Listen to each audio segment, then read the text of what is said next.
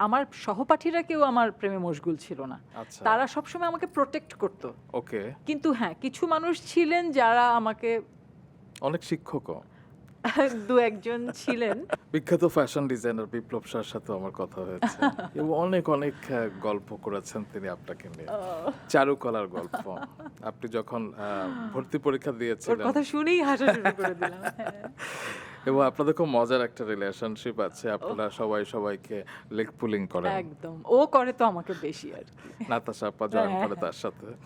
তো আপনারা admission test যখন দিয়েছিলেন ৬১ জন খুব সম্ভবত আপনারা উত্তীর্ণ হয়েছিলেন এবং আপনি প্রথম হয়েছিলেন। এবং তারপরে দেখা গেল যে চারুকলার একদম সব সহপাঠী থেকে সবাই আপনার প্রেমে মশগুল এবং না, এটা ভুল। এটা ভুল মানে হচ্ছে যে আমার সহপাঠীরা কেউ আমার প্রেমে মশগুল ছিল না। আচ্ছা। তারা সবসময় আমাকে প্রোটেক্ট করত। ওকে। কিন্তু হ্যাঁ, কিছু মানুষ ছিলেন যারা আমাকে অনেক শিক্ষকও। ২-১ জন ছিলেন।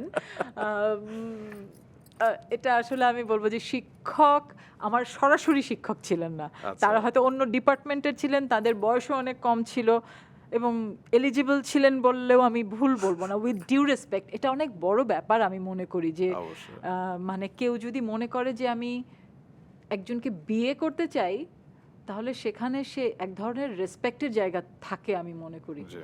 সুতরাং এটি আমি কতটুকু ডিজার্ভ করি আমি জানি না, কিন্তু এটা আমার কাছে খুব বিস্ময়কর মনে হয়েছে। কিন্তু অনেক নন এলিজিবলও তো এসে অনেক ঝামেলা করতো এবং আপনাকে নাকি তালা দিয়ে রাখা হতো আমাকে চারুকলা। সিরিয়াসলি আমাকে তালা দিয়ে রাখতো, বিশেষ করে বৈশাখের সময়গুলোতে আমি তো মানে একদমই তালা দিয়ে আমাকে ওরা আটকে রাখতো এবং অন্য সময়ও ক্লাসের ভেতরে যদি কেউ আসতো, মানে সবসময় আসতো।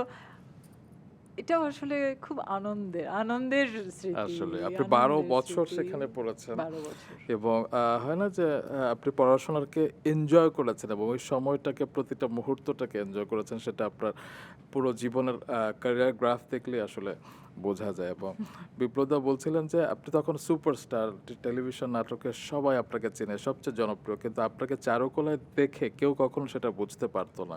আপনি বোধহয় একটা সাদা রঙের একটা কামিজ, পিঙ্ক কালার সালোয়ার পরে রেগুলার একই রকমভাবে আসতেন, কিংবা গাড়ি করে আসতেন, হয়তো ব্যাগে কোনো টাকাও থাকতো না আপনার।